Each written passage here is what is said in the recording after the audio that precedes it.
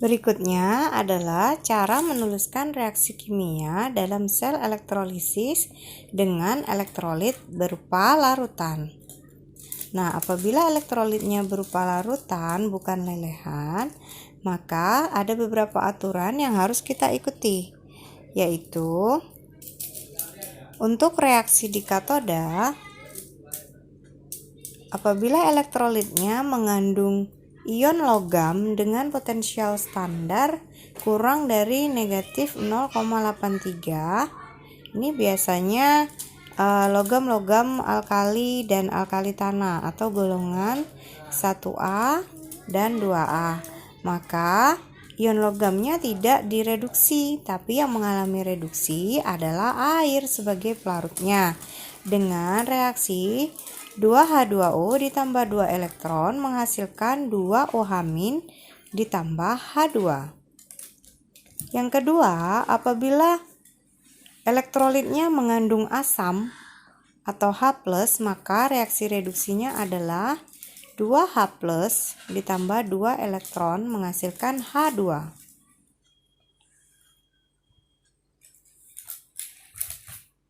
Yang ketiga, apabila elektrolitnya mengandung ion logam dengan nilai potensial standar di atas negatif 0,83, maka ion logam tersebut akan mengalami reaksi reduksi.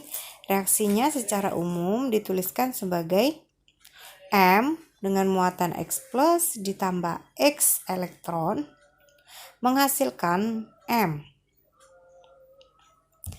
Kemudian untuk reaksi di anoda atau reaksi oksidasinya, yang pertama,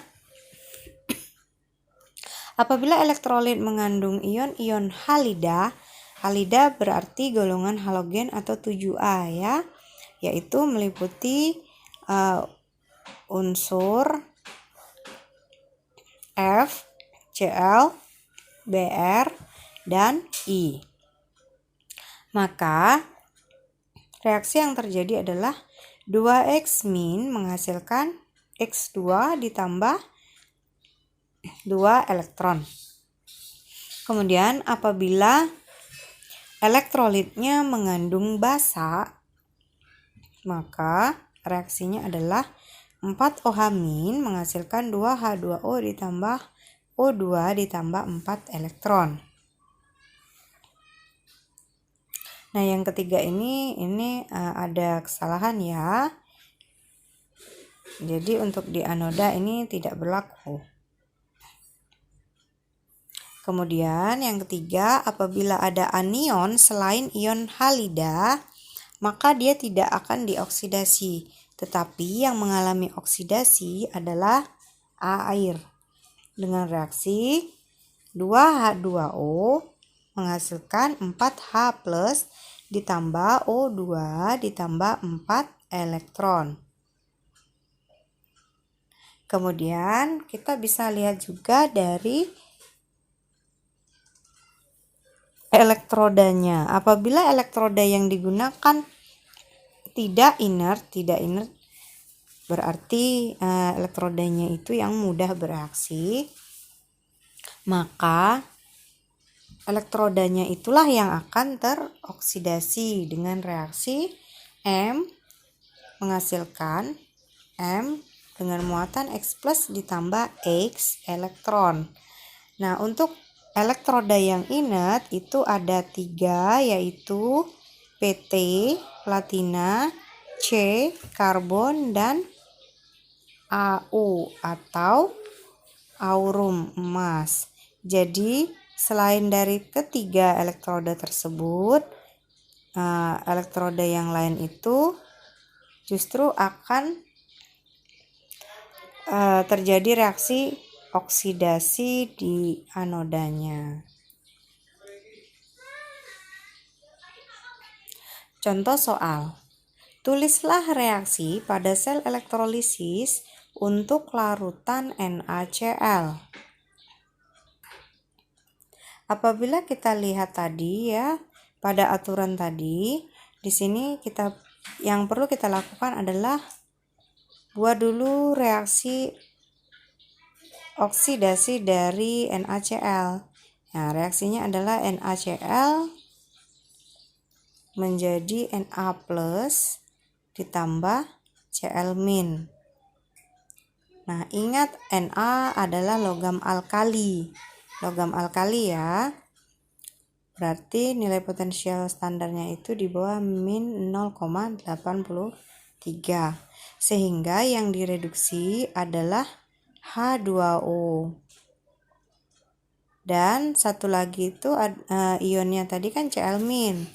Nah, ion Cl merupakan ion halida, sehingga dia akan dioksidasi menjadi gas Cl2. Sehingga kita bisa tuliskan reaksi di katodanya adalah reaksi reduksi dari air, yaitu H2O ditambah 2 elektron menghasilkan 2 OH- ditambah H2O. Sedangkan untuk anoda adalah 2 Cl min menghasilkan Cl2 ditambah 2 elektron. Nah, hasil reaksinya adalah 2H2O ditambah 2 Cl min menghasilkan 2 OH- ditambah H2 ditambah Cl2. Ingat bahwa elektronnya di sini sudah habis bereaksi ya. Elektron yang ditangkap dan yang dilepaskan itu jumlahnya sama-sama 2 elektron, sehingga bisa kita coret. Nah, untuk penerapan sel elektrolisis dalam kehidupan, yaitu yang pertama ini ada pemurnian logam Cu dengan elektrolisis. Logam-logam dapat diperoleh dengan cara memisahkannya dari biji logam. Logam tersebut belum murni karena masih bercampur dengan logam-logam lain yang terkandung dalam biji logam.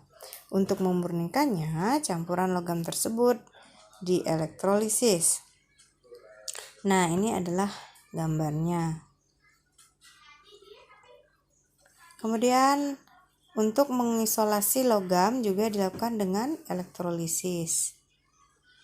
Nah, ini adalah skemanya mengisolasi logam. Jadi kalau kita ingin memperoleh logam murni, biasanya dilakukan dengan metode elektrolisis. Di sini adalah proses mengisolasi logam aluminium ya dengan elektroda grafit. Aluminium diperoleh dari hasil pemisahan boksit dalam bentuk aluminium oksida. Logam aluminium murni dapat diperoleh dengan cara metode Hall-Héroult namanya ya, seperti pada gambar. Kemudian untuk penyepuhan logam. Nah, inilah yang sering digunakan pada perhiasan emas ya, ataupun bisa juga digunakan untuk melapisi besi dengan krom, itu pada industri otomotif biasanya ya. Penyepuhan logam dengan cara elektrolisis ini dikenal dengan istilah electroplating. Logam yang akan disepuh dijadikan katoda, sedangkan logam penyepuh dijadikan anoda. Sebagai larutan elektrolitnya digunakan larutan yang mengandung logam penyepuh. Contohnya penyepuhan sendok makan yang terbuat dari besi oleh logam perak atau Ag. Nah, misalnya kita mau menyepuh sendok makan yang terbuat dari besi, ingin dilapisi oleh perak, maka yang dijadikan katoda adalah sendok makannya tadi, sedangkan peraknya dijadikan anoda, sehingga nanti si logam perak tadi akan mengendap di permukaan sendok makan dan melapisi sendok makan tersebut.